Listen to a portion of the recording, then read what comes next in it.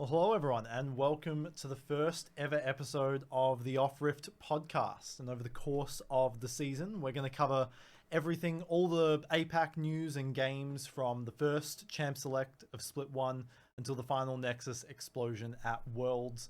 I'm Mercury, joined by my incredible co-hosts.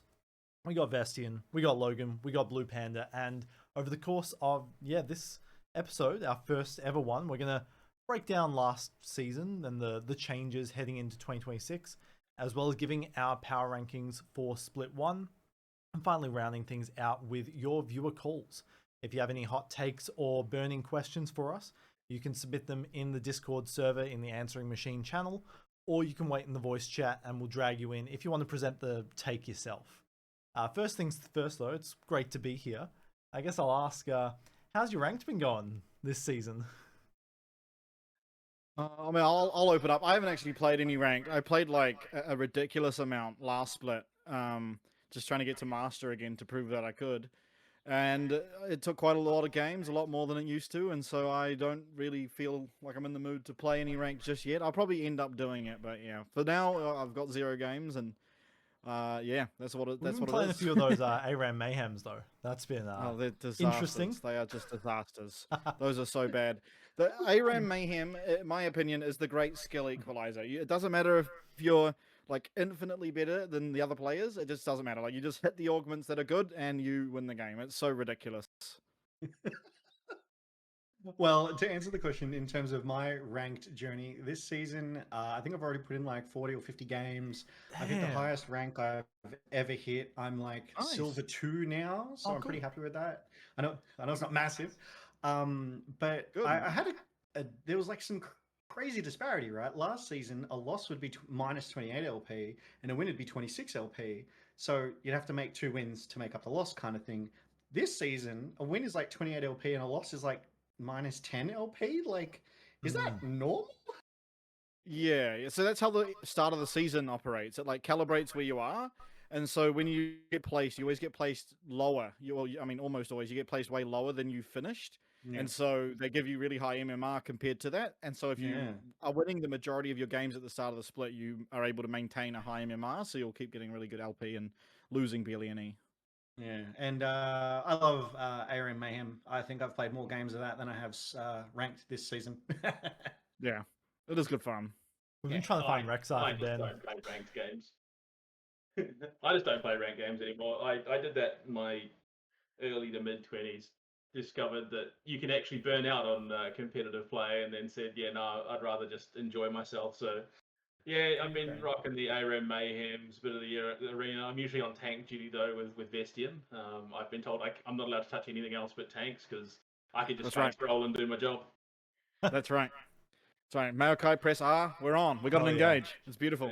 So I guess first thing, taking a step back, looking at our inaugural season last year, we did pretty well overall, I think. CFO, all 3 splits, only team in the world to qualify for all 3 internationals, first world's top 8 in 10 years.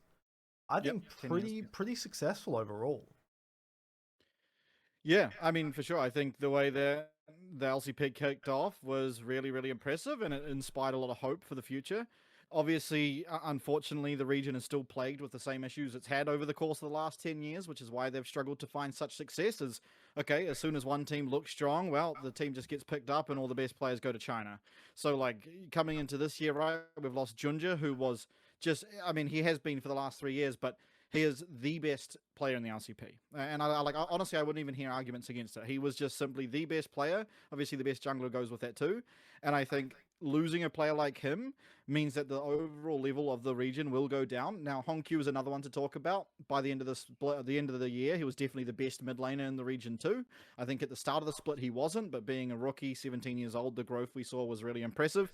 He's gone as well. So again, it's just the one bad thing we have is we'll see success, and it's always really, really amazing to see that success, and it inspires a lot of hope. You get to the off-season, everyone's off to China, and you're kind of starting at stage 1 again, which admittedly, we have the hopes of like Team Secret Wales, which kind of give you a little bit more hope, right? Young roster that didn't lose any of its players. Taki went to GARM, so he's still in the LCP, and they ended up getting Elios So I mean, much of a muchness there, really. So I think like out of every region, I think the VCS is looking the best.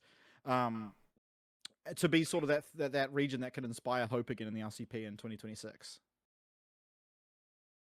Yeah, I mean, you stole a lot of thunder there. You nailed a lot of the issues on the head. That was my number one thing. I think last season was my first time. Sorry, last year was my first time being so.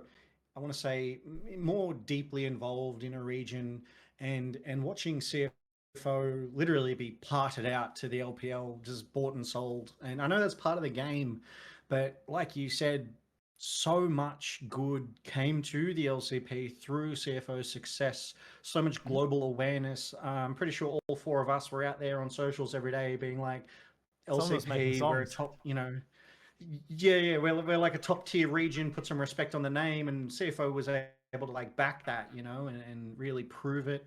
GARM, even themselves, you alluded to some changes in the teams. I'm pretty sure not a single team remained untouched over the off season. GARM lost Levi, their captain, so he's gone now as well.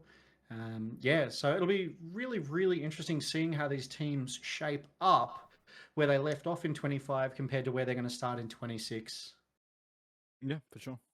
Yeah, I mean, it's as someone who's come not just straight through the league leaders, but I've worked half a dozen different titles at the top level, across Oceania, across APAC, and it is consistently one of the most frustrating things. Is you come in, a team will have a great year, and immediately as you come to the tail of that year, they're international prospects. That team is never going to be the same again. To watch it happen again really sucks, especially given what we were witnessing for CFO. More than just the players themselves, I was really impressed with the environment that Charlie was able to, meticulously craft for these guys, because it looked incredibly healthy. There was so much support, so much faith and trust in their players. I mean, how many other esports will you go to and the youngest player, not just in the team, but one of the youngest players in the region says, hey, I think this would be a good idea.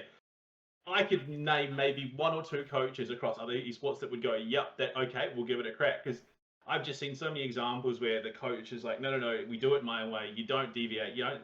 So it was this really, really impressive environment. So I have no doubt that the new roster that will be coming to the Rift for CFO this year is going to be in a very, very similar place. But it is one of those things who, as a long-time APAC fan, unfortunately, we are just sort of the starting ground for a lot of these careers. They're going to go on to bigger and better things, but you just want to see that domestic superstar really manifest itself. Because I mean, look, I will say this with my whole chest. I think given enough time, that CFO roster that we had last year, if they'd stayed together over the next couple of years, would 100% be a World Championship contender. Yeah. I don't even think that's a hot take. Yeah, for sure. Yeah, it's just not. Oh no, that's the Americans, because they would say no, it's not going to happen. It's only APAC. You guys are a minor region. Shush, sit down. Yeah, what happened to their 100 Thieves? Are they still together? They got stolen. Yeah. Sentinels. Even Yeah, players no, like it's- Dockler don't have teams anymore. It's like it's all collapsing over there. Crazy. Dokla was so good. Yeah. Anyway, that's not Yeah. LCP. Yeah, That's right. Yeah, I really couldn't care less about NA. I'm gonna be honest with you. Ooh. I couldn't really care less. Neither could NA. It's fine. Yeah, Yeah, fair enough. but it's like I think like really for the LCP to ever get to that stage though, there's got to be a way for the region to be good enough for those players to spend the time here and actually want to develop, because like and I know that like with CFO it's never going to be a money issue, right? I mean CTBC is a massive bank. So it's like, well, there's other things at play here which it just sucks. It just sucks that every year, your best players are just shipped off out other regions. And like they tried it with Doggo, and Doggo came back and looked better when he was back in LCP. So maybe that'll happen as well with Hongq and Junja. Junja's already had a stint in the LPL, so like this is his second time going to the LPL. So there's always the chance they come back, but it's not likely to be in this next year. And I think like because of it. And like, I mean, I don't want to be like doom and gloom, but realistically, I think Junja is like the only player in the region that could like argue for being one of the best at his role in the entire world. I think like obviously at Worlds, Doggo was very, very impressive, but it's the level of consistency of which Junja is able to play the game every single game that no one in our region really can match, and very few internationally can even match. So it is just a really big blow, honestly, and so that's like what I'm scared about for 2026 and beyond. Like, who knows? It could get better this year, but it's really hard to say that because Junja's sort of level of talent is generational. So Oh yeah, oh yeah. Oh yeah. it's going to be interesting for sure. Yeah, we've got a fair few players coming in, but of course, I think before we get into like the teams and all the changes, ironically off Rift, we should talk about all the preseason stuff. Obviously, the system changes. Atakhan is gone. I know that's something that Vestion was quite not a fan of overall. Yeah, I think Atakhan sucked. I think like realistically, like it's fun, right? For a viewer, it's fun because like, okay, my team's down 4k gold, but Atakhan's up, so really the game's just even. Because the team that's up 4k gold are going to hit the Atakhan and they lose so many stacks, or like so many stats, and they've taken so much damage that it's like, okay, well, like that 4k gold means absolutely nothing now. So I think removing that is good because you can kind of be rewarded in a way for being the team that's behind by not having the pressure of hitting the Atakhan, right? You can just sort of wait out the game, just hit your minion waves. They've hit Atakhan, right now we can fight. And you've sort of benefited off like the pressure that Atakhan provides. And it made the games way too coin flippy. So I think getting rid of it is better for the competitive aspect. Maybe not better for the viewer aspect. Like I think Atakhan being there is really good for viewers and like it's fun. But I think like, I mean, if you want to make a competitive game, it should be focused somewhat on the competitive nature. And I think Atakhan really took away from it. Yeah, it really became sort of a gamba aspect of the game where yes, like Ben said, as a viewer, it really, I think personally, was one of the more entertaining aspects of last year. But as someone who's probably a little bit more invested in the game, like players, coaches, team managers, and even commentators, it's like it really shouldn't be such a defining thing on the Rift where literally it literally becomes a coin toss. Oh, they're starting Atakhan, let's just throw, and if we win, we win. If we don't, we don't. Like it kind of ruined a lot of the momentum of the game because it was like, well, we're just going to do this big explosive play, and if it fails, we just lose the game outright, or we win it. Like it was a little bit too finite, I think, in terms of what we've come to expect for League of Legends. Sure. So a lot of what you had to say there was from the viewer perspective versus the competitive integrity of the game, and to play devil's advocate almost, I quite enjoyed Atakhan, again from a perspective of the viewer. But one of the little patch notes that have actually snuck through that a lot of people haven't noticed is that the new Baron actually has that resistance shred as well now. They've kind of yoinked it from Atakhan and put it on the Baron. But Baron doesn't have as much like AoE and as much coin flippy, as you say. He's definitely much more a known factor, if you will. Get your pick, go and safely take Baron, right? Yeah. Again, with the Atakhan, yep. Well, I was going to say, there's one really important thing to notice the difference between Atakhan and Baron, though, is the position on the map. So, like, where Atakhan was is between bushes and then a lane and in the middle of river. It's really, really hard to defend. Whereas with Baron, there's a wall and then a pit. Like, it's that's part of the issue that it was. It's just in this big open area where, it's very difficult to defend all angles and flanks, whereas Baron is a little bit easier. Yeah, definitely. Yeah, it's the difference between I'm going to defend this position in the middle of a field compared to I'm going to defend from inside a cave. Yeah. One of those is just going to be just that much easier to hold on to. Yeah. Just get good. Yeah. I mean, that is, Let me see the bonus method. Yeah. Sorry, I didn't mean to cut you off, Logan. You continue. All I was going to say is, but as you mentioned, Atakhan's gone, one of the major changes. Along with Atakhan, the Roses are now gone as well. Baron has been brought forward to 20 minutes again. And some patch notes were just released today by Riot Froxon, I think it is, discussing that whilst the games are starting a lot earlier, so you'll notice that your creeps come together at around, I think, 55 seconds, 50 seconds. 50 seconds, yeah. They used to come together at around 1 minute 10. So the starts of the games are really quick now. Goodbye, and he was saying... Yeah. Oh, invades can ruin the start of the game. Got invaded 2 games ago, and it put us so far behind it was nearly unrecoverable. It was wild. But what Riot Froxon was saying is that the games are feeling a lot faster, general community perception, but in reality, the real game time was actually going about 32 seconds longer on average, he said, across the globe. So that was a really interesting tidbit based on all the changes they've made so far. I think... Like, okay, this is my opinion, but I think with that, it's a little bit misleading. Because what I've found, I haven't played ranked, but, like, I've played, some normals and whatnot. But what I've noticed is, like, the games aren't going shorter, but the things you have to do in the game, it feels like you're having to do a lot more given the same amount of time. So it feels very exhausting to play in comparison to before, because you're just having to do more in your 35 minutes, 30 minutes games than you used to have to. And that's things like, this crystal stuff on the tower, and like it's very, and you get the home guards every time you go back to base. It's like, it's just, the game has been sped up so much in that way, where like, for example, in top lane, which I play a lot of, is like, okay, you've pushed someone out of lane. If you're not playing like a very, very strong wave clear champion, you pretty much cannot get back to lane before they're back in like defending their tower, which means you don't actually really gain an advantage for winning out the lane that early, right? Like it's very weird. It just feels like you've got to do a lot more, and just given the same amount of time, so it feels a bit more exhausting. That's been my sort of feeling of the game. And you can't even roam, really, because the role quests limit you to staying in your lane. So even if you leave and get the rest of the map ahead, suddenly you're behind 300 gold on the objective, and suddenly in top lane, they just get a hell of a ton more experience than you, and they're just ahead. Yeah, and they gave the fucking lanes Ozempic, man. Like the where you have to be in the lanes is so small. Like it's so much more than the lane actually is. Yeah, it's ridiculous. It's like, you can't even go into the alcove. If you go in the alcove, you're just not getting the crest. It's like, that's in my fucking lane, bro. What? Noam Watley did an excellent tweet about it and did like the markers all the way around the river, and exactly where the water is, that's where your lane ends. So like, as you say, you literally cannot leave your lane. Like Alcove Gaming, like that's a way to deny XP now. Like, it's crazy. Yeah, if you can get someone trapped in the alcove, then you're just like smashing them in lane. You don't even need to make them back anymore. You just get them trapped in the alcove. It's like, job's done.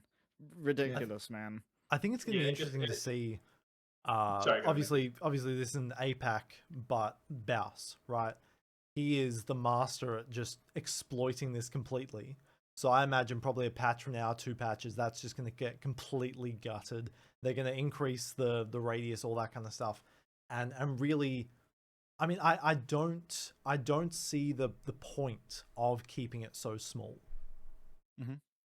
If I may, so Baus is the 1%, right? So I would imagine that when they're building these systems, building these designs, they have to draw a baseline somewhere, and that baseline has to count toward the majority of players, right?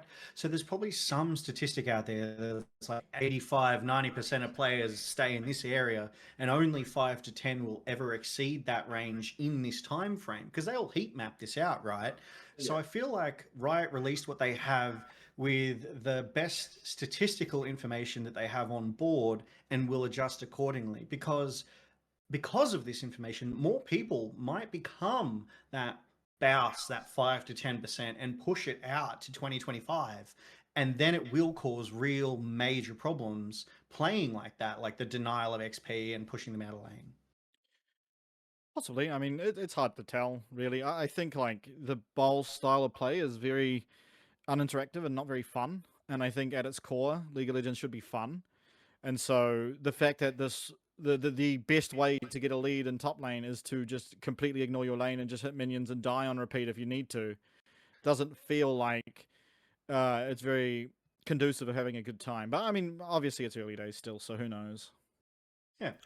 I wonder how this like faster pace will affect our teams. I mean, obviously VCS teams, right? We'll get into some of the changes later, but we've got Drakthar.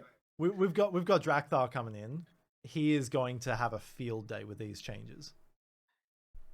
Yeah, I don't know. Like, it feels like there is a potential angle where it's win hard, lose hard, that can really affect that early game, which the VCS, I mean, at least last year, there were a couple of moments where, yes, they won several games incredibly hard, and it just snowballed into an exceedingly early victory. But there were also games where they just imploded, and you could tell the game. Like, I'm thinking like Garm split 1. Like, we knew the game was over, and they were all like, they were just having as much fun as they could because the game was over for them. But they were just making some of the most bizarre plays, and I wonder potentially if there is a concerning angle where that maybe accelerates, especially with all that onus on making sure things go as smoothly as possible in the early stages of the game. So look, it's going to be interesting pacing wise for sure. Absolutely. So I think going into the out of game stuff now, we've got mentioned a lot of changes to the teams, probably the most out of any major region, maybe besides the LPL, in terms of sheer numbers of players switching.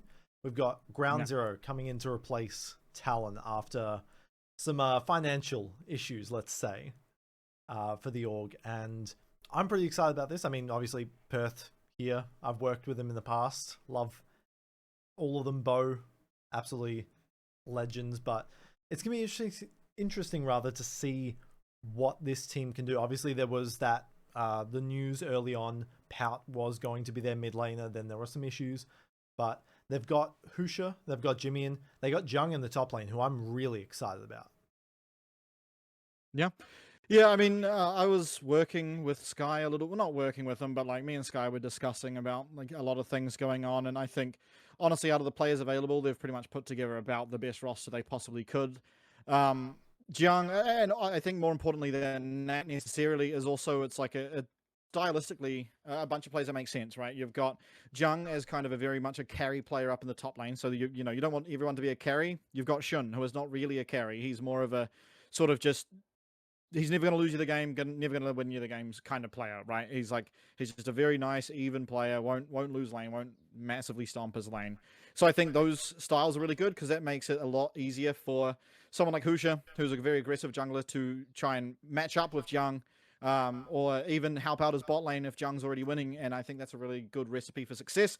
Jimmian as well, like I've seen people with concerns, even Bluepanda has like said about that, he had concerns about Jimmian after his performance at Chiefs, but it's a very different environment now, right? You've got him now playing with 4 other Mandarin speakers, a Mandarin speaking coach, being able to live with them. It's going to be a lot easier for them to practice, for them to learn together, for them to come in game. Everything's going to be more natural now, because regardless of if you like want to accept it or not, if you're in game and you're having to try and com in your second language, that's taking away focus from the game. It's unavoidable. It has to be. And so I think now that he's able to play in a whole team of people that are speaking Mandarin, he's going to look a lot better. He looked really good in 2023 in the PCS. He looked really, really good in 2024 in the PCS. He didn't look very good in 2025 on the Chiefs. And that's the outlier year, right? And that's also the outlier year of who his teammates were. So I think for Ground Zero, they've put together about the best team they possibly could have. And like, I mean, I'm pretty confident in their ability to have some really good runs in this year's LCP. Also, we've got Deep Cross Gaming coming in, replacing Chiefs. Speaking of which, I mean, it was rough. It was rough for us in Oceania. But Deep Cross Gaming coming in, they looked so incredibly dominant across the entirety of that promotion tournament. I got the chance to interview Hong Suo early on as well, and I mean, Florin probably coming in one of the exciting top laners. We've got a few top laners that are pretty exciting, obviously Kiaya as well. So it's going to be interesting to see how he matches up against them. Yeah, hey, sure. Look, the Chiefs set new records last year. Okay? Only team. The only team to break records. I'm not going to tell you what that record is, but they're record breakers, all right? Which is unfortunately why they were relegated and have been replaced by Deep Cross Gaming. And yeah, I also noticed they're following a lot of the trend that a lot of the LCP teams are in having a sixth man, a sixth substitute, which is actually something the LCP does a lot of that a lot of the other regions tend not to. So it's another element of my love of LCP here. But as you said, we've got Florin, we've got 665, the gentleman you interviewed, Hongsu as well, Feng, and unfortunately I do not know how to say the support's name. Xiaoxi. I would Xiaoxi. I would butcher that. And then Xiaoxi. Okay, yeah. Cool. I got to get that right. Yeah. And then they also have their mid substitute. If one of you gentlemen would like to say that as well. I think it's I think it's Xiaosheng. Xiaosheng, yeah, that's it. We're entering very Chinese times of our lives, so we're able to get these pronunciations. Yeah. I mean, it's one thing I do like about watching these regions and leagues is learning these names, because if nothing else, saying their name right is a sign of respect, right? I mean, it's basic common courtesy, decency toward these players that you know how to say their names. Sure. So Deep Cross Gaming obviously replaces the Chiefs, and I'm excited to see what they do. Based on their social presence, they were definitely excited to be a part of the LCP, and I think it's an important unknown to have in a split as well to create that interest for the community. For sure. Oh, yeah, absolutely. You'll love seeing that fresh blood coming into any competition because it has the opportunity to shake things up. Plus it allows a slightly easier pipeline for that fresh talent to come through because the pressures aren't quite as high as those teams that are already well established. Yeah. Yeah, no, DCG are an exciting team. When they played in the PCS in the past, they were really, really good then. They've still got 665 and Fing from those times. At the time, actually, I don't like what they did was to on our Talon. teams. That's for sure. Yeah, no, but Hong Shuo was a sub for Talon, so he was like bench warmer behind Maple, naturally. So yeah, it's good to see that he's getting his chance at the Tier 1 competition as well, and it'll be exciting. I mean, Chelsea's an absolute beast, by the way. Really, really, really good at Blitzcrank, so look out for if he gets a Blitzcrank game, and he's extremely good at that champion. I was looking back at the interview I did with him, and this was like October. This was just after they won. I was like, who do you want to face off against most heading into this? He said PSG. So unfortunately, those wishes won't be made. I don't think ever again. Very true. But speaking of people leaving the league, obviously big news, Levi and Casa, both of them. I mean, like, junglers in the PCS have historically been sort of our biggest names, right? Obviously SOFM coming back in now, but Levi and Casa both retiring decade-plus careers, really defining the VCS and at large APAC recently. Yeah, I mean, Livy in particular, like I think it makes sense for him to retire, honestly. He's got a perfectly fantastic streaming career ahead of him, which ultimately... enjoying TFT, I've noticed that. Yeah. With a name like his, you are just going to get, like, so many more viewers and so much more money than you will for playing professionally, like, unfortunately. Probably a lot less stress. I mean, even his Worlds co-streams were like 14,000 plus people watching. Yeah, and playing professionally is very stressful. Like, it's not like, okay, you just show up on match day and play. You are scrimming for 12 hours a day, every day. And then you play your match game, and if it goes poorly, it's like everyone's depressed, like it's a real bad morale if you're losing, if you don't qualify for international. It's like, it's really, really hard. Whereas when you're streaming, it's a lot more chill, like you get to do kind of what you want, obviously within the realms of what people want to watch as well. And as long as you're a good dude, which Levy has always been, it's like, it's a perfectly good career and he's made a name for himself. So for him, it makes a lot of sense. And I don't imagine Casa's going to do much the same ultimately. I mean, he's just, to be honest, like, we've all seen him walk onto the stage, bro. That guy has a house on his wrist every time he walks onto the stage. Like, he is, like, he was just playing professionally for the love of the sport. And if he's over it, he's over it, and he's going to be completely fine. Well, I mean, it's something that I mentioned to Ben when we were over in Da Nang, is just seeing him on the stage and the way he was interacting with people. He was just such... Unfortunately, we missed the opportunity to like directly interact with him, but you could just tell he was just such a nice guy. He was having a grand old time, just happy to be there, happy to be involved. So, look, I mean, I don't think the guy is going to struggle at all. No, but losing them does suck. Yeah. Oh, yeah. And the orgs are bringing content creators into their houses as well, right? So Levi, he was brought into GARM as their first content creator already. Like, the day after he announced his retirement, New and the CEOs out there going, yep, he's our first content creator. And that seems to be a trend that's happening over in the LT. It's rebranded back to the LCS. It's happening over in the LCS as well. Half the ex-pros have just been brought as in-house content creators. So it's nice to see that there's like a path for ex-pros just outside of either that's it, you're out of the ecosystem, or you become a coach. Yeah, true. True.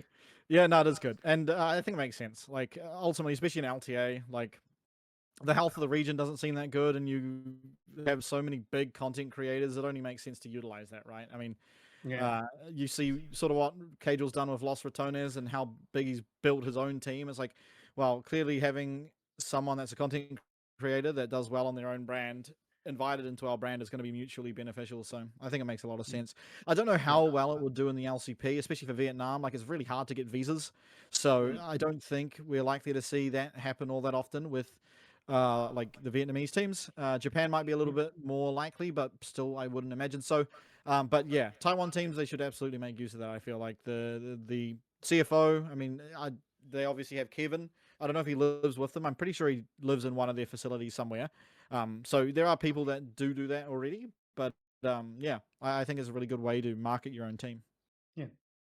And of course, I mean, 2 junglers leave, but 1 does come back in SOFM, right? Only APAC player in, over a decade to be in the finals on Sunin, which, I mean, I don't think anyone expected back in 2020. Now coming back in as the jungler for the team. We'll touch on the teams a bit later on, but MVK has a massive lineup this year. Kind of. I mean, maybe hot take, but I think they've got the worst lineup out of the VCS PCS teams, to be honest. I mean, the same was I think that's true last year. Like, yeah, I think ultimately, you look at the names that are on the likes of, I mean, obviously CFO still have the likes of Doggo on their team. They still have Rest, who's really good. Same for DCG. Obviously, they've just come off annihilating everyone in the PCS, which is the best of the minor regions. And then Ground Zero as well have picked up some of the biggest names in PCS League of Legends. So, I mean, it's really hard to compete with that. I think Garma's the best team in the league coming in. So Vikings can't be better than them. And then Team Secret Wales. I mean, they showed how good they were with their rookies last year. Now they've got Alio in as well, which is, to me, a bit of a side grade with Taki. I don't think one is necessarily that much better than the other. And so I think Vikings would have had to do a lot to have competed with them. And I don't think they really have by having SOFM as a sub support and all this like carry on. So yeah, I think that's my take. Maybe it's a hot take, but I think it's pretty true when you look at the lineups. I think that's fair. Yeah, I mean, given again how stacked Team Secret Wales is, they've also got Warhorse coming in, who is very underrated. But I mean, like that FPX era, I don't know if they make finals without him. Maybe that's a hot take. Possibly. I mean, it's hard to tell, right? That was just a phenomenal roster, and like it's really hard to tell who was really leading like the strategy for that team. Was it Warhorse or was it Doinby? Because like a lot of the whole thing about that team was Doinby with his niche mid lane picks that were like playing the game in an entirely different way to everyone else, and that was stylistically how Doinby's always played. So it's really hard to judge. It's honestly, Warhorse unfortunately hasn't found much success after that, and so it's like it's really hard. I mean, it's really hard to tell, and you know, CFO clearly didn't want him. So obviously there's something that is making people not want to have Warhorse. So we'll see. I mean, we'll see. It's really hard to judge a team like FPS, how much of it's a coach and how much is it just having some really niche and sort of flamboyant players. Yeah, I mean, look, to a certain extent, enables some of that as well. But I mean, it's one of those, like, we can speculate what we want, but until we get into this weekend and start actually diving into how those matchups play, it's going to be really hard to say for sure what the actual hierarchy is. Because, yeah, I agree with Ben. And at the moment, Gum, for me, is looking like the team that will be the one to beat this year. But you look at, you see it both. They've still got Doggo, who at a core was such a dynamic player for this team. Yes, they've lost a significant portion of what rounded out the rest of that roster. It is not going to be on Doggo alone to completely carry CFO through this. He was just the one that shone the brightest when it came to crunch time because he was the one picking up all those kills off the back of what his team was doing. But, I mean, again, Secret Wales for me, I'm excited you got Bier coming in as well from his promo Relos run. And for my money, he did impress pretty significantly. So I think, again, adding to some of that youth on the Secret Wales roster, they've got a lot to refine. I think that is their biggest problem because they've got the youth, they've got the talent, but they just need to refine it into a team which absolutely deserves to be here because they've had such an explosive history over the last 12 months. And I think it was no more exemplified than when Pun joined the roster because you see him come in, he plays well in lane, mechanically he knows his stuff, but you could very evidently see that he was used to the VCS compared to the LCP. He wasn't nearly in his element. And so I think that development is going to be so key in that off-season. Hopefully Team Secret Wales have done exactly what they need to. They come into this and they put in the work to make sure that these young guns are prepped because they could absolutely take over this competition. Yeah, just really quickly though, Beer is absolutely no young gun. He's been playing pro for 8 years now, so Yeah, but it- joining this young roster as someone of a veteran of the scene, you do need someone who is going to have that experience to know what to do when it comes to crunch time. yeah, Because for sure. we've seen it. You know, a young player in a situation that they're very unfamiliar with, playing on an international stage, it can get to you. If you have that older player, someone like Bier, I mean, you look at the likes of Levi, Kiai, those who have been playing for a very, very long time, and you see that almost mentor role that they adopt within a team. They can sit someone down and say, hey, look, you know, and this is what you need to do. This is what you are going to have to expect. And it just helps. I suppose it's a lubricant to that process and allowing it to be less jarring. Possibly. They I mean, definitely anchor the team and form a baseline. Sorry. yeah, I think the one weird thing is with like Beer is like, if he was to make like such a difference, it's weird that he wasn't picked up last year. You know, like it's not like VCS teams have changed at all. So what caused that? You know, like what made the Vikings go of Ceylon, for example? And obviously Elio's gone from Garmin, so you know they picked up Taki, and this is when Team Secret Wales got Beer. So it's really weird that they've made this change when I think all the supports ultimately from the VCS teams were really good. And I don't think necessarily in the promo rallo, Beer impressed me enough to be like, oh yeah, he should be taking one of their spots. So it's just interesting to me. You know, it's there's got to be some reason behind it, and I guess it's one of those things that we'll only find out once the split starts. I mean, sometimes it doesn't even come down to the gameplay, right? Sometimes it comes down to the the synergy. Sorry, so they could all be on equal footing in terms of mechanical skills and roaming, but sometimes they just may not synergize well with their ADC because I have a person, and again, I'm not a professional player, but I have a duo, and he and I have, I think, an unspoken, intangible connection in that we don't even need to speak. We know when to go, we know what we're going to do, and when we're going to do it, right? And it's that kind of synergy that you would hope that your pro bottom laners or even your team has. So that could be an element. Yeah, for sure. Me and Billy definitely don't have Something that. as simple. Yeah, I've noticed. It was an attitude issue. You know, maybe they'd had some interactions which soured that reaction, Yeah. but over the last 12 months, he's matured or whatever the case may be. Yeah. Because he might be an older player. Believe it or not, you can still mature as an older player, and course, that attitude can change. So I think. I mean, look, I've seen it a couple of times across different games. You have this absolutely cracked young gamer. They come through, but they've just got the worst attitude because they think they're the best and they treat everyone else like they're the best. And it then causes them to miss opportunities. And then they sort of have that aha moment where it's like, well, actually, this is a team environment. I need to be a member of the team. I can't, expect them to just bow down and do what I want because I'm really, really good at the game. There is an element to give and take. So, I mean, look, it could be something as simple as that. He just rubbed someone the wrong way, which is why he wasn't picked up, and now he's sort of made those amends. But again, it's one of those, unless you go and ask about it and they're willing to tell you, you're never going to know. Yeah, sure. I guess now we should look into, I guess, our power rankings for Split 1. If you want to do throughout the rest of the entirety of the year, obviously there's changes to the format, which you narrated in that video. But there's a lot of technicality in the calculations and all that kind of stuff. But it rewards it rewards consistency over the course of the year, not just in that split, which I'm quite a big fan of. But I guess who wants to start first with their I guess 8th place in the power rankings? Well, let's go with the co-streamer because everyone knows that their opinions are the be all and end all as long as social media is concerned. I've seen some of the arguments you guys had last year. That must have been a fun time for you. I've just been thrown under the bus here. I do I do enjoy it. But as you alluded to, there's been a few changes. Obviously now there's only 3 partner teams and 5 guest teams. And if I were to start with an 8th place for me, I think we could all agree on 8th. If I had to guess. I think you're preparing me to fail here, my friend. Okay. I know you had some kind words to say about MVK. Vestion and I are very much on the same page with this one. I think we all will be. You go ahead, and I'll tell you if we are, because I know Billy will be. All right. So by process of elimination, it's not CFO, it's not GARM, it's not TSW. Absolutely not. I personally think it's not going to be ground zero. Whether that's cope or not, and just Australian bias, we will find out. I do like Hawk. I think it's going to be. I think it might be DCG in 8th. Oh, reckon. Oh, that's a hot Man. take. Yeah, that is a That hot is- take. Mm. That yeah, is I a think hot take. okay. I think what's happened is he has forgot that there is actually an 8th team in the competition. Yeah, true. Yeah. In DFM, Yeah. Yeah. who's better than Mm. Ivory. I was going to say Unfortunately- 7th for them.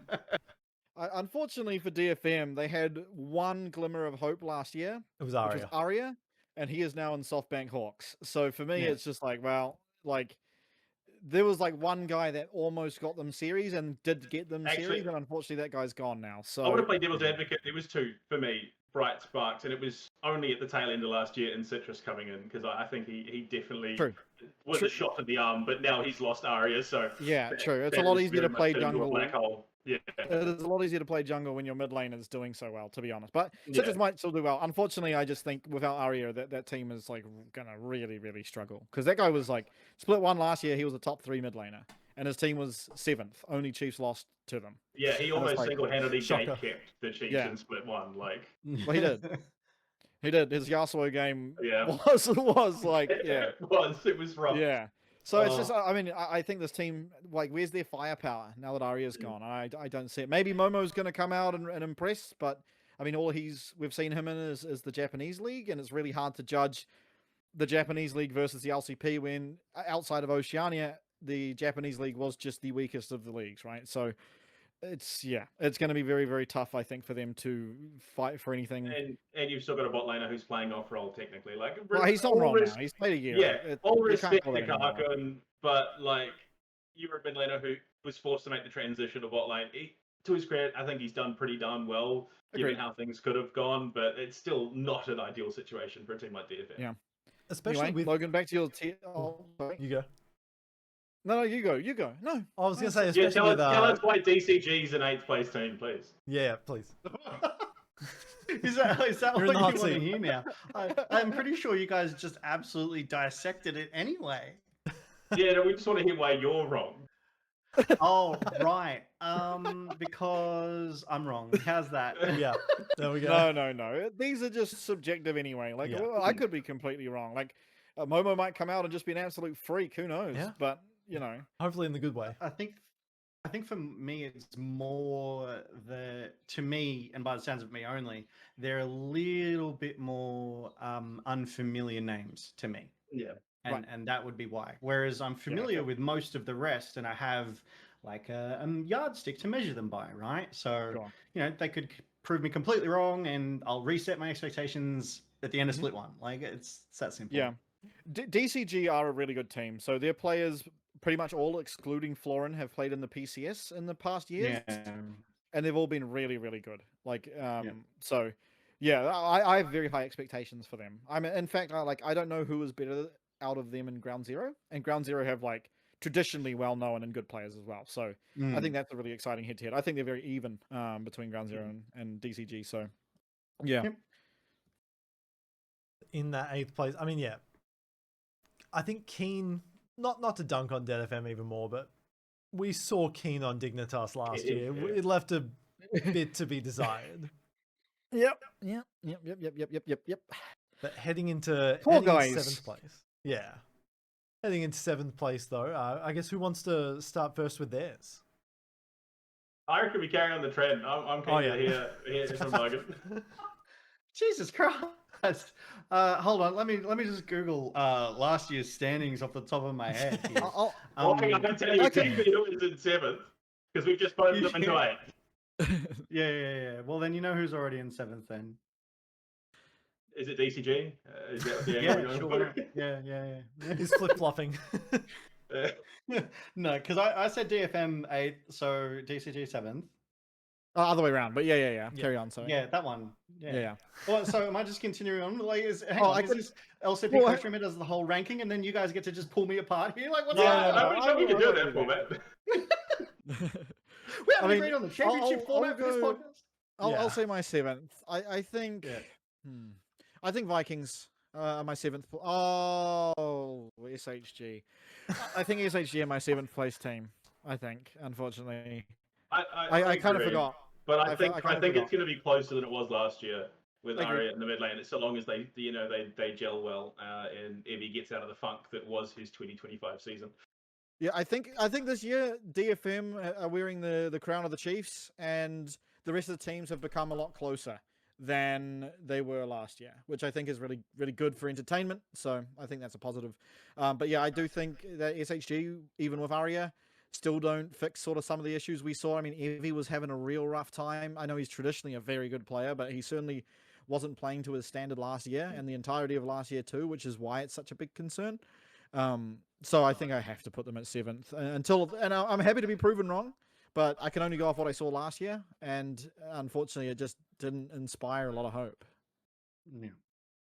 Yeah, like I said, I think the gap between SHG and MVK has closed, given how the years ended for them respectively, and now Arya making that switch. So I could very much see a world where it does switch, depending on how many games SHG can pull out now with a mid laner who is looking a little bit more confident. So I'm keen. I would very much be happy to see SHG pull it out and knock Vikings down to that position, or MVK rather, and just to shake things up, if nothing else.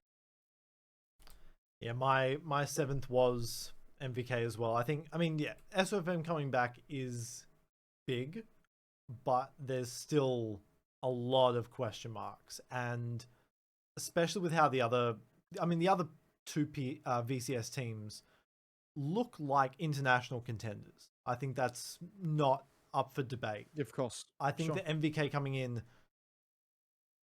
it's tough. I mean, you're relying on Puddin and Shawnee to be sort of the carries that the team needs, and when you stack them up against all the other, like all of their contemporaries in this league, I don't see a world where maybe they can come out on top consistently over the course of the year. Maybe, I'd love to be proven wrong. I would love to see one of them at Worlds, but do I think it's likely? Probably not. So they're 7th for me as well. Yeah, I don't care to see them at Worlds, unfortunately.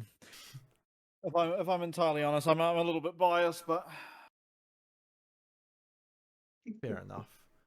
In 6th place, I've got Hawks. Arya and Vista to me are straight upgrades, but I can't justify putting them top 5. I think that they could absolutely contend for playoffs. I don't see them getting much further than that. Sure. All right, Billy, you go next, so me and Logan can rip you apart. Go Absolutely. So what we're looking at. Oh, I know. So I'm going for my 6th place team. Look, I'm going to go with you. I'm going to say MVK 7th. I'm going to go SHG 6th, off the back of some wins. Like it can't be just the way they handled it last year, as they sort of just mosey up, do their thing, and beat DFM and Chiefs on repeat, and then lose everything else. I want to see them come in with some real intensity this year. The roster, I think, has the potential for sure. I reckon they can take wins away. I don't know if they can necessarily take a series away. Very much a Chiefs situation, but I have more faith in the Hawks than I had in the Chiefs last year. So I think they've got a decent chance of ending up in 6th. Plus, it'd be cool to see an LJL team do well for once. Yeah. It would be. If you go. All I was going to say, if for no other reason than to give like the Japanese fans like a team to really get behind and rally and get engaged with the LCP, because obviously I've got this perspective about me in that this is only the 2nd year the LCP has existed, so it's very, very important that we grow a dynamic, diverse, engaged community behind it as well. So I would love to see one really strong PCS, one really strong VCS, one really strong LGA, fighting at the top, so that every community gets involved and wants to watch this and grow the community. And Evie's always going to be a personality at Worlds. Yeah. Sorry? I was going to say, Evie's always going to be that personality internationally. Everyone knows him. That's true. I don't think, unfortunately, but maybe a bit doom and gloom, I don't think he's ever going to see a Worlds again. I think, honestly, and this is like, unfortunately, and like, I don't like being so negative, because, like, obviously, like, the same thing when it comes to Oceania. Like, I believe we can get a team back in the LCP, and I really want to be positive. But just looking at it, like, the talent pipeline of the Japanese players is so, like, undeveloped in comparison to that of the PCS and the VCS. The player bases of the servers are so much different as well, where, like, the Japanese fans, or the Japanese server just doesn't have as many players. It's like Oceanian size. So it's really hard to try and compete against these massive servers that have a little bit more backing, more fans. I mean, it's live in Taipei as well, right? So like everything's kind of stacked up against them, and it's going to be really hard for them to sort of break through that. I think they can beat Vikings. I don't think they will, unfortunately. And so like I mean, still I have the Vikings. They're going to be my 6th place team. It's really, really hard for these servers with lower population to ever break through, because you just have a lower pool of players to try and select from. And also those pool of players that are playing have a lower pool of players to practice with. And so sort of the development gets stunted at the very start. And how do you intend to get as good as Doggo or get as good as Junja when you just don't get the opportunity to sort of play in the same environment as the players like those? Yeah, I mean, if we were early on in the days of the ecosystem of the wider APAC region, you're like, oh, yeah, no, absolutely. It is worth investing that money to try and bump up the talent pools of those regions. But we are well into the life cycle of League of Legends as a game. I mean, in terms of video games with this sort of lifeline, I mean, we are great grandparents in the grand scheme of things. Probably even older than that. So it is, yeah. I mean, we are very much in respite care, even though the game is doing very, very well at the moment. But in terms of the standard video game life cycle, there is just not enough justification at this stage to come along and say, well, if we want them to succeed, we need to invest money. No one at this stage is going to go, well, I'm going to go pump all this cash into the likes of Japan, Oceania, to try and revitalize the competitive ecosystem, unfortunately. Yeah. That's a sour note to end the top, the bottom 4 rather. But starting things off with this was the bottom 3, mate. Yeah. What sort of math is going on in Perth? Oh yeah, sorry. No, we remember we're upside down compared to the rest of the world. Yeah. Now, I'll take the lead on 5th. To me, this was a coin toss between GZ and MV Vikings, but I put GZ in 5th because I've seen a full year of the Vikings, and I'm confident in their abilities. And as you said, Vestion, GZ managed to pick up the best of the rest. So I think they'll slot in around the middle of the pack. I've put them at 5th, but I think it could be a coin flip for 4th as well. Yeah. And I'm only talking split 1. Just, I think we all are, right? Because like, by split anything 3, could happen. man, like these players could, any of them really. I mean, honestly, just let's be honest. Fuck knows what's happening in split 1. You know, to be honest, we could come back. CFO could be the worst team. Who knows? They lost such a core part of their roster. They could just suck now. It's impossible to know. Like, obviously, I don't actually think that's going to be the case, but it's all up in the air. But for me, 5th place team that's what we're up to. I think 5th place team. I think I'm putting Team Secret Wales, to be honest. Ooh, interesting. Yeah. Hot take. Reason is I think the rest of the league has gotten better, and the one thing Team Secret Wales were never that good at was actually looking like consistency. Consistency was one thing they always really, really struggled with. They got given a lot of free wins because they got to verse the Chiefs. That's gone now. I'm not trying to dig on the Chiefs, but like, I mean, that is what it is. Well, they got like, DFM they now. won the game, so yeah. Well, Secret Wales were the only team to beat CFO domestically in 2025. Yeah, and they almost lost 2-0 to the Chiefs in that very same split. So it's just like, I just can't trust them. I think Taki was like the leader of that team, and he's gone now.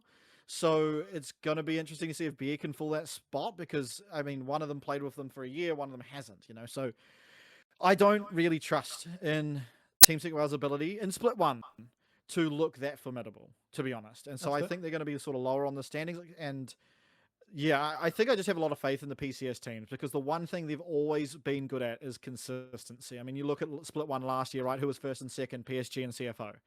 That was the only 2 PCS teams there. They are always really, really, really consistent. And so that's why I have Team Secret Wales down there. Yeah, nice. Let's hear your 5th place team. Yeah, let's hear it. Do we even do your 5th place team, mate? I've done my 5th place. Yes. Oh, you did? Okay. Yeah. I'm going to say Deep Cross, purely because of the fact that they are pressure coming into the LCP. I think the players that GZ are bringing in have that potential. They've had a little bit more familiarity. You look at the mid-jungle combo, they have both played in the LCP on that stage in the arena. So they do just have a little bit more familiarity. I mean, again, personally, I think second through 5th is going to be a bit of a jumble. I think there is a lot of volatility between those teams. And as much as I do agree with a lot of stuff that Ben just said about Secret Wales, they were arguably the most volatile team last year in terms of where their ceiling was and where the basement ended up being. Because, like you said, they almost lost 2-0 to the Chiefs, but the Chiefs then overextended into Team Secret Wales base twice in the exact same spot in 2 bloody games and then lost it. But then they also, the only team to take down CFO, they've had some really crazy heights. When they play their best, they are one of the most explosive teams in the competition. So I think, at least for my money, DCG, just based on the lack of experience in the LCP, yes, they are getting scrims against the exact same players and all that, but it is very different come game day than it is in scrim. So I think, tentatively, yes, DCG. For me as well, I had Deep Cross in 5th. I mean, basically echoing your points. I think Hongswo, Florin, they're incredible, but again, I just don't see them being stage tested enough for Split 1 to really make that deep impact, especially against some of the teams I think we've all unanimously got further in towards this. But heading into our playoffs contention, our top 4. Who we got first? Yeah, I mean, first place? Or, Or no, fourth. For, like, who wants? Yeah, yeah. you gotta build up to these things. For a second, I thought we went up to the northern hemisphere and we flipped shit Yeah. upside down. No. We're the better half down here. Yeah. I mean, I'll go because I already alluded to it. I've got Vikings here in 4th, based on their performance from last year. I feel like they were solid enough to be able to back again in 26 despite some changes. Because I would really like to see Carty in mid and Elio kind of really keep up their work from last year and sort of anchor that team. Okay.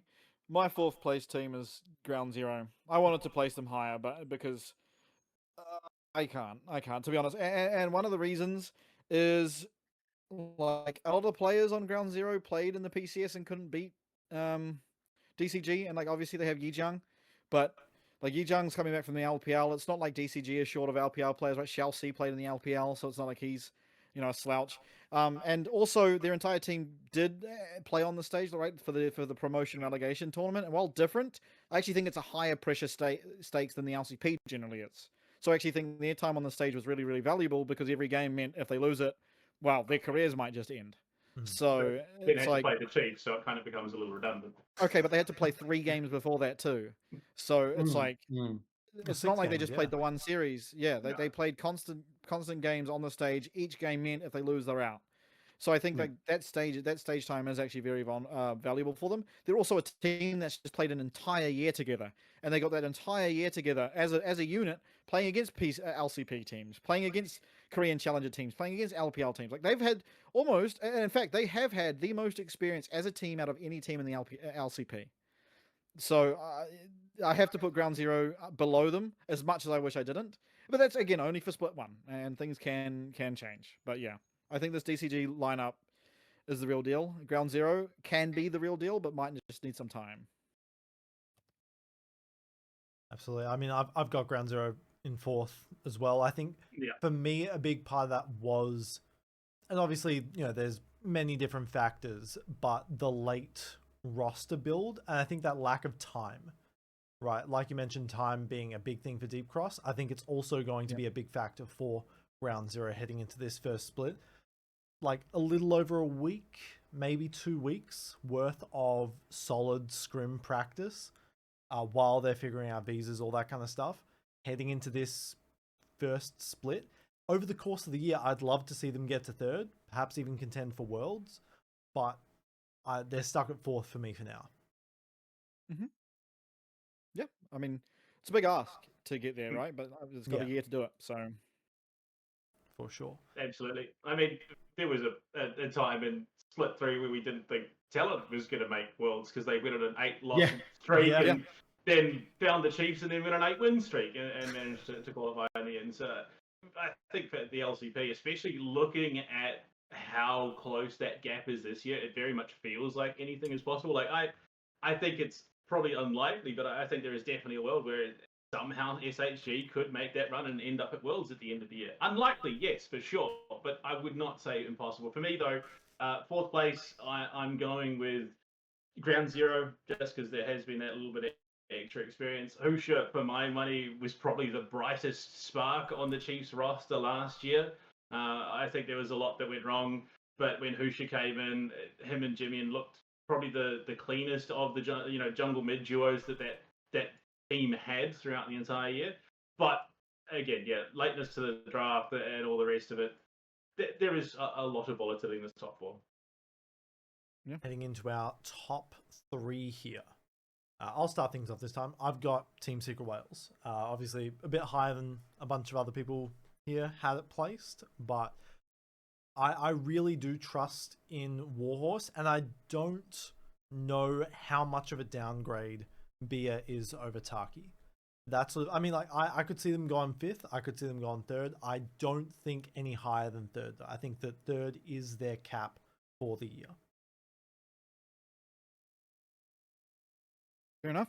Yeah, I'll jump on the back of that. I agree. I think Team Secret Wales, while it doesn't feel like a whole lot has changed, it was very, very evident that Taki was the glue for that team. He clearly, even watching him on stage in Da Nang, he was just so animated when things were kicking off. So I think they've still got the core. Hizdo, for my money, has definitely proved himself as an incredible jungler in this competition. He's had some games which would be very, very impressive. While they haven't, again, it does come down to what Ben said. Consistency is and probably will be their biggest issue through this year, as it was last year. I think if they can hit their ceilings, if they can iron out some of those issues, absolutely this is a top three team.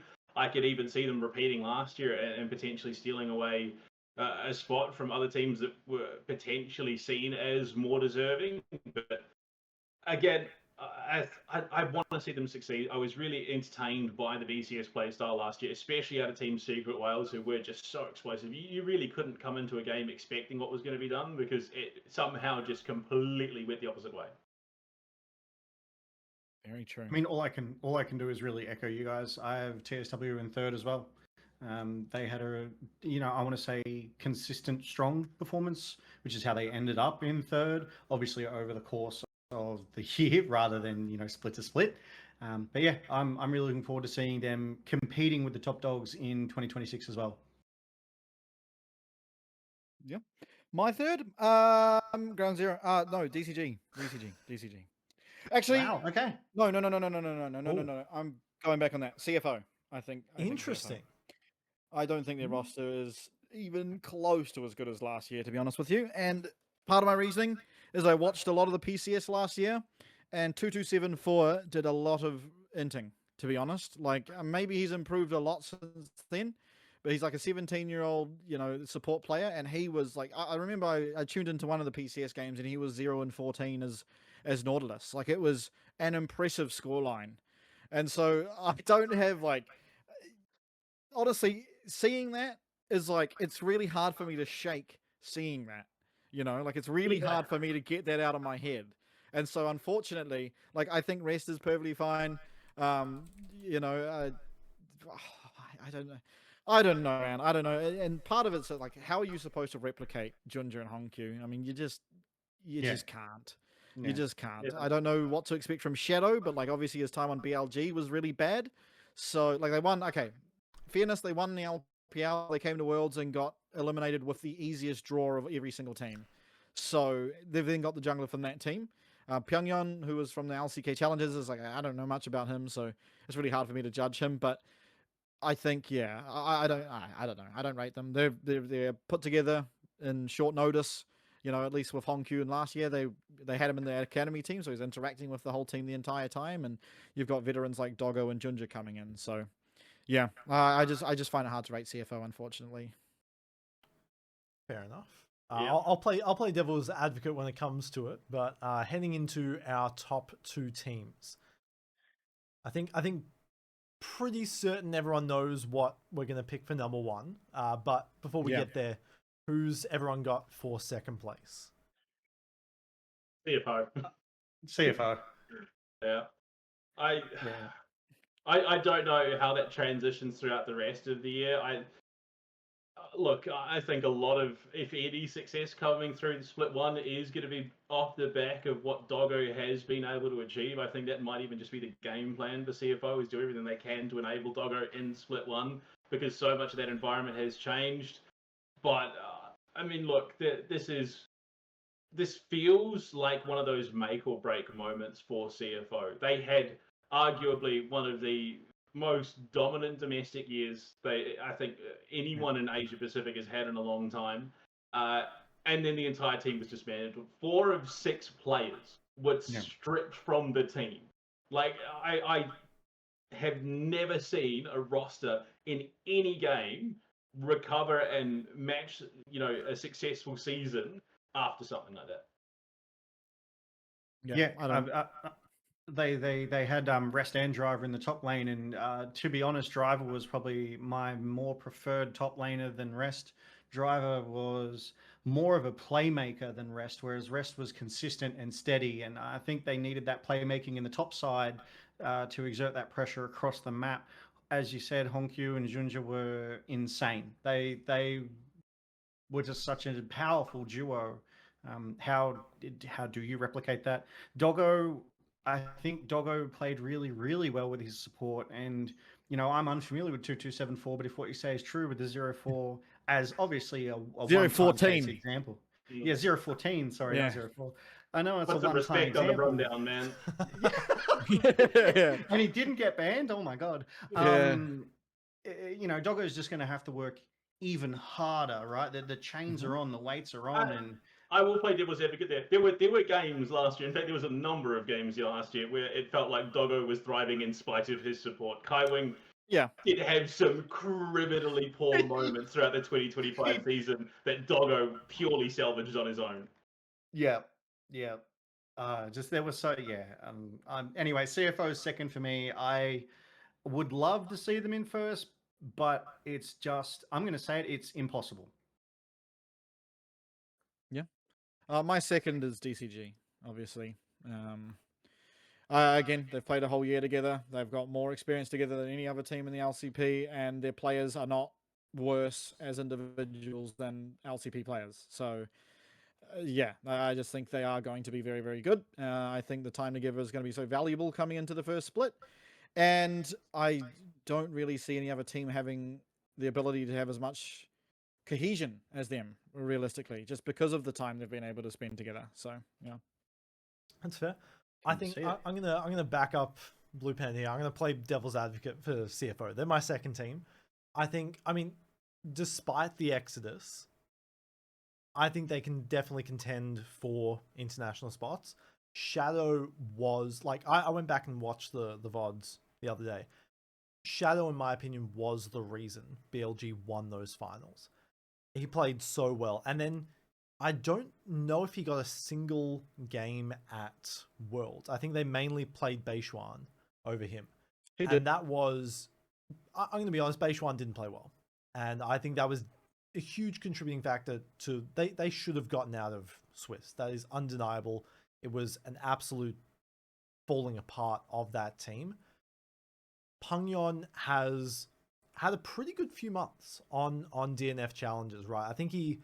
I don't know if he won Asia Masters, but I'm pretty sure they got pretty close overall. And his control mage style, I think, can work really well with Shadow. I think in the bot lane, obviously there were those reports and all that, and even they said it themselves, Kaiwing and Doggo didn't have a really good working relationship. And so now seeing someone, 2274, this is someone who's been within the ecosystem for a while, just like Honkyu was. And I think that there is definitely a chance that they've built up that synergy, obviously across academy and main roster, to try and do that. My big thing though is losing Driver, like you said. I think that I don't know what the justification was for that, and I would love to learn from CFO about why they chose to do that instead of just keeping that top lane duo together. If not for the gameplay, then for the memes and the fandom. I mean, the shower yaoi alone is enough to keep them together. But yeah, they're second place for me, and I think heading into first place, I think it's pretty obvious based on what we've all said before. But first place for me is GAM. Yep, I mean, think we it's all know. unanimous. It's Yeah. Garm, yeah. Everyone's only got Garm left, so Yep. we don't have much to choose from. There's Oh, a yeah, secret GG ninth twice. team. Legacy's coming back from the grave. They're going to win. GZ is going to top and bottom the leaderboard. Yeah. It's going to be just all them. They're going to be the best and worst team in the league. For me, there's an element of nostalgia with Garm as well, though, right? Because when I first started watching Worlds League, like, I don't know, 6+ years ago or something, over that time, Garm introduced me to the VCS, and they have such a easily identifiable playstyle. They're so explosive. They're so unafraid to fight.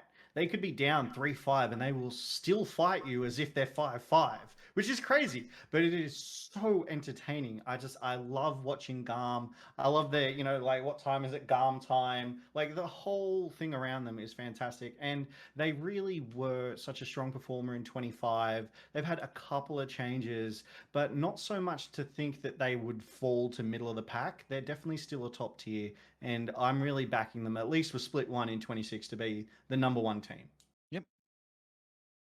Yeah, I think they've just got the best team.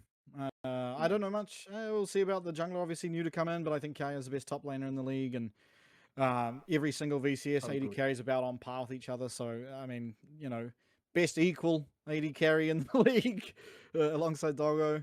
But yeah, I mean, even Taki, right? Artemis, I would say, I think Artemis did look better than Doggo at mid-season last year, because he did have some crazy performances. Not to discount Doggo, he's also very, very good. But I think adding Taki into that lane with Artemis could potentially just be the door closer. Like, that could be it. If Artemis is given a support that he can 100% trust, because Elio, look, had some good games, but much like Kaiwing, had some moments where he kind of dropped the ball. And I think it was actually CFO in particular, one of those games where he was just consistently getting popped by Doggo, like just on site at points. And so I think adding a strong support into that bot lane duo sort of solidifies and irons out some of the issues. I think mid lane has always sort of been a bit dicey for Garm, which again was just their problem last year. But it looks like they've sort of made that call. They said, well, we're not going to, dance around it. Emo is gone. They're not going to have to sort of switch between and try and figure out what works and what doesn't. They're just sticking with RS, who did perform better internationally. Emo did perform very well domestically, but clearly Gum have said, well, that's not the end goal. We want to go international. We want someone who can compete on that stage, and RS was definitely that guy. Yeah, absolutely. I mean, you mentioned Taki being the glue right before, and now on Garm, they've lost Levi, they've lost that captain. I hope that Taki can come in and sort of fill that gap, right? You've got Drakthar coming in, who I've watched a few of the VCS games. He looks like an absolute demon, right? And he's younger than me, but he's still a boomer in terms of league esports at this point. But he is that aggressive. I mean, VCS is full of them, aggressive junglers, and I think coming in with this team, they have the chance to really make some do some damage on the international level even. Hold on, let me turn on my light. This shit's turning into a Mordekaiser ult. Yeah, just because it's nearly 4 o'clock in the afternoon where you are. Yeah. Don't worry, we're flying you out to Brazil. You'll meet him in person. Get me back to Perth. I was there a couple of weeks ago. It was great. You don't want to be here right now, I'd love man. to go It there. is burning. I had fires like a kilometer away from Yeah, me. no. It's fine. The place where well, my brother-in-laws live over there. The place they stay has got a pool, so they'll just chill in there. We'll do the pool podcast. It'll be fine. Hell yeah, we got to do that. We got to do that for the finals. We'll organize something. Oh dear. Yeah, I think looking now ahead to our opening week's matches and sort of, I mean, just obviously we don't know what's going to happen, but we have a little bit of an idea of what this season brings from something like the LCK Cup, which has done a few games by now. But our first day of matches, we've got both of the newcomers playing. We've got Ground Zero against Team Secret Wales, and we've got DCG going up against Hawks. I think it's probably going to be pretty stock standard for both these matches. I mean, it's exciting.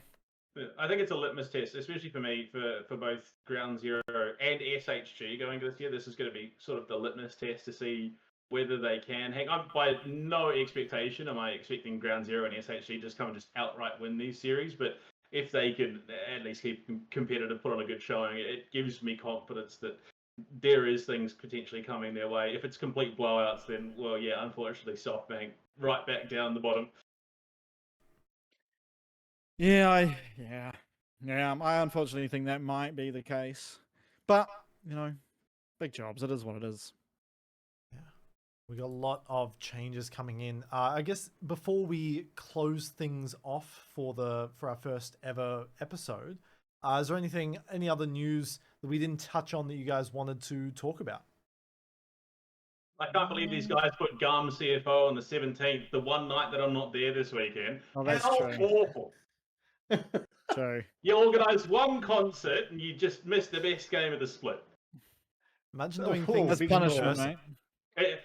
It's Ed Sheeran. I'll take it. It's fine. Yeah. Well, that's it. League is life or not at all. Yeah. I'll be watching there. Who goes for the music? I'll just be watching the show. Yeah. You're gonna create one of those videos where like I could be at home playing League right now, but and then like cut to the Ed Sheeran concert. It's more about my partner anyway. She's the one that wanted to go, but I like his music. I will say that, but Yeah. missing out I on mean, CFO GARM is gonna suck. But to your question, you asked about things that we've touched on. I mean, we briefly touched on the championship point, which is a format change for 26 as well. There's been discussion of another change, and correct me if I'm wrong, I don't think it's coming to the LCP, but it is coming to 3 regions. It's the coach. Oh, the we've got coaches coach and- comms, yeah. Yeah. We've got that here. Yeah, I'm coach quite excited. comms. We do. Yeah. Yeah, so LCP, LCK, and I think maybe LPL. I think from what I've read, it's just LCP and LCK, but I could be wrong on that. Okay. But Okay. Well, I think that's my still a thing one- that is coming. yeah, my one gripe with it is that we won't get any insight to it from a broadcast perspective. That was Yeah. something that was noted in I- the thing. It I was think like that's probably for the best for competitive integrity. fair. So I think Yeah. like even post I would say- post game, it would be fun to like maybe view into that. But I understand why. But it is going to be interesting to see. I how can only changes things up. imagine that in the 45 seconds they've got, someone's going to find it and Clever will be like, oh, he called the enemy jungler an idiot because he passed Yeah. the wrong way. And I feel like that just creates unnecessary drama. For sure. Yeah, that's fair. But I think Yes. overall a pretty exciting change. I think probably something that's going to Yeah. get rolled out for first stand. I imagine I can't see why they would stop it for. I mean, especially if it's happening in the LCK. First of all, they're going to try and keep that for the teams going in. But I think it's invaluable. But, yeah, because before I jumped back to League of Legends, because my casting career started years ago with some community that no longer exists, doing some community stuff, and then I picked it up for a high school league in New Zealand. I then unfortunately made the switch to, I made the switch to Rainbow Six, and it is a pretty core part of the competitive environment. You can call a TAC pause and sit there and talk with your coach for a minute to try and figure out, how this has been going or what's been going on, what needs to be done. And it can be such a momentum shift. And I think, well, it's going to be a little bit jarring for League of Legends because you don't have that natural, you play a 3-minute round, then there's a bit of downtime between the rounds, and then you can pause and talk there. It is going to be a little bit jarring, I think, for League of Legends. And I really hope that they've done their due diligence about how and when they can be, like the coach comms can be called, because it could potentially get a bit dicey. But it is something that'd be like, well, you got this, and this coming up. How are you approaching it? It allows them to mentally reset. Help them think about those things a little bit further down the line and get less stuck in the moment. So I think personally, I'm a big fan of it. I just want to see it executed properly. absolutely. And I think with the games, what's it like? A little bit over or a little bit under 3 days on the dot until we start. We'll see these teams take to the Rift and try and compete for first stand. We've got one team being represented in Sao Paulo.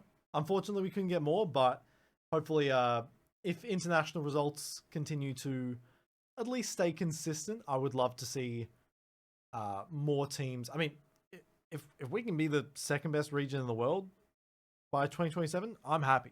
You know, if we can, obviously it was a rough time against KT this Worlds, but I think overall definitely have shown that we are a team that can contest, that can actually prove ourselves, which is good to see.